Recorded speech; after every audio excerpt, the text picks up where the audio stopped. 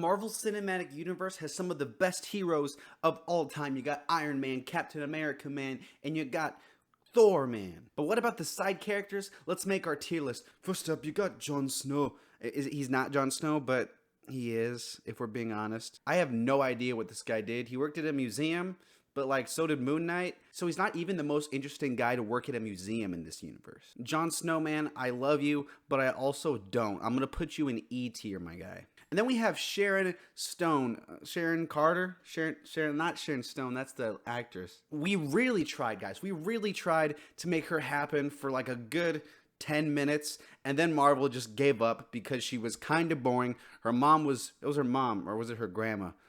Her relative was way more interesting. Sharon Stone, sorry, I'm gonna put you also in E tier. So of course we are not starting off very strong, but then we have Robin Sparkles, okay? We need to talk about Robin Sparkles. I feel like she's always there, but she doesn't really do that much. She's like Nick Fury's like secretary. That's not good. Is that sexist? What I mean by that is that she's always playing second fiddle to Nick Fury. I feel like when Coulson dies, she just becomes next Coulson. That is a perfect like C tier, right in the middle kind of character. And then we have Captain Marvel's BFF, her best friend forever, who again, we only remember this character, right? Because of Multiverse of Madness, because she was Captain Marvel there. I mean, it's not really her fault. If we're being honest, kind of every character in Captain Marvel is a side character. I'm gonna put her down in D tier.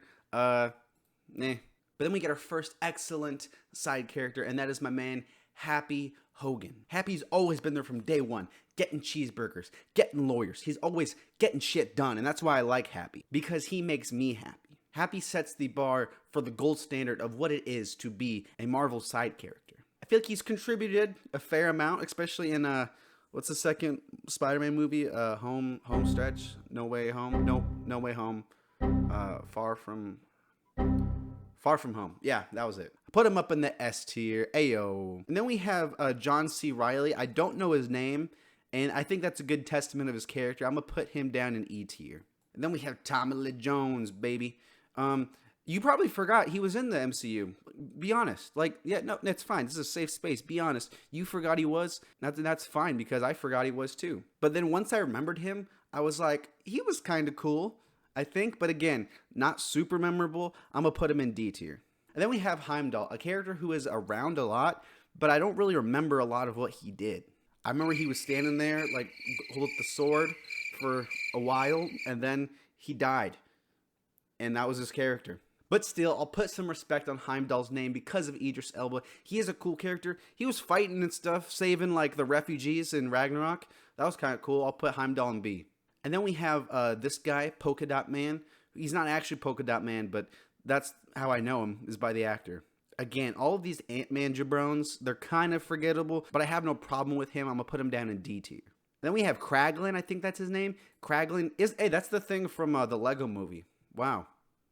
Easter eggs much? You know, Kraglin's always had a charm to him, though. He's not at the top tier of these side characters, but I've always enjoyed Kraglin. He has Yondu's fin now, his little whistle thing. Put him in B tier. And then we have Lady Sif, a character who is arguably most famous for slapping and kicking Loki a bunch of times in the show. That is her greatest claim to fame, but again, I have no quarrel with her. I'm gonna put her in C tier. Then we have one of the GOATs of the side characters, and that is Phil Coulson. Okay, Phil Coulson gets the whole band together. When everyone's fighting like divorced parents, Phil Coulson comes in like a small little child, and he's like, Mom and Dad, please don't fight anymore. Let's all just kill the god terrorizing New York. Let's do that instead. Phil Coulson, I love the guy. I didn't watch Agents of S.H.I.E.L.D. because that show's not canon, right? But still, I love Phil Coulson. Put him in S. And then we have Betty Brant, who is a character in Spider-Man. And that's about it. I'm going to put her in D tier. Then we have Shang-Chi's sister. Notice how I said Shang-Chi's sister because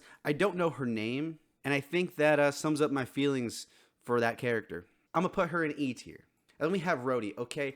There is an argument that Rhodey isn't a side character, but I think he is. Because let's just do a little thought experiment for a second, okay? Think of one thing Rhodey has actually done in this universe. I bet you can't name it. I bet you can't. Because the only thing he's done to service the story is get shot out of the sky by Vision, like Vision's out there, like clay shooting or something like that. Don Cheadle is a good actor. I enjoy him. He's a cool guy, but he's the side character of side characters. He has that TV show coming out, Armor Wars, but I guarantee you, even in his own show, he'll be the side character, just calling it. But he also has been around a lot. I'm going to put Rhodey in B tier. And then we have young Howard Stark. I feel like Howard Stark loses all his charm when he gets old, because that guy kind of stinks. I feel like, does he get lighter too? Is this like a reverse Michael Jackson kind of thing? Because he looks a lot darker here than pasty old white man we see in Endgame and all that stuff. Howard Stark as young guy is cool though. He's kind of slick. He reminds me a lot of Iron Man, and I enjoy him. Fantastic side character. I'm gonna put him in A tier. And then we have this guy. Who could forget this guy whose name everyone knows? His name just is so famous. It's like Heisenberg, Elvis Presley, and Super Mario Brothers. Maybe the best character of all time, so he goes in D tier. And then we have Thor's friends, who they're famous for dying and getting killed by Hela, and that's about it. Again, name one thing they did. You can't. E tier. Then we have America Chavez, who the movie really tried to develop for a good 5-10 minutes, and she said, "Oh, I like little pizza balls, and my parents disappeared," and that's all we get. And then once the movie starts to get going, they kind of just forget about her and they stop developing her. She's fine for the scenes she's in, but again, she's not a character, she's a plot device. Put her in C tier. Then up next we have Korg. He's made of rocks. One of the best characters in the whole thing. Korg is fantastic. He's hilarious. Maybe one of the funniest characters in the whole universe. I love everything about Korg. Taika Waititi kills it. He's of course S tier. He's like the best new side character we've gotten. And then we have this guy from Thor, who gets hypnotized by Loki. That was pretty cool how he did that. D tier. And then we have Flash. Here's the thing with Flash. Flash is actually kind of funny. He has a few times where I'm like, all right, Flash, that's a good one. You got me. That was a pretty good one. Not a fantastic character. Doesn't add a lot to the story, but I enjoy the moments he's in. He's a nice new rendition of how to do Flash. Put him in B tier. Is Flash as good as Rhodey? I mean, I'm not saying it, but I mean, well, yeah, I am. Look at the list. Then we have J. Jonah Jameson, who I guess technically you can only really count the new one from No Way Home and Far From Europe. He's just too legendary for anything else. I'm gonna put him in A tier. And then we have Darcy. Is that her name? Here's the thing.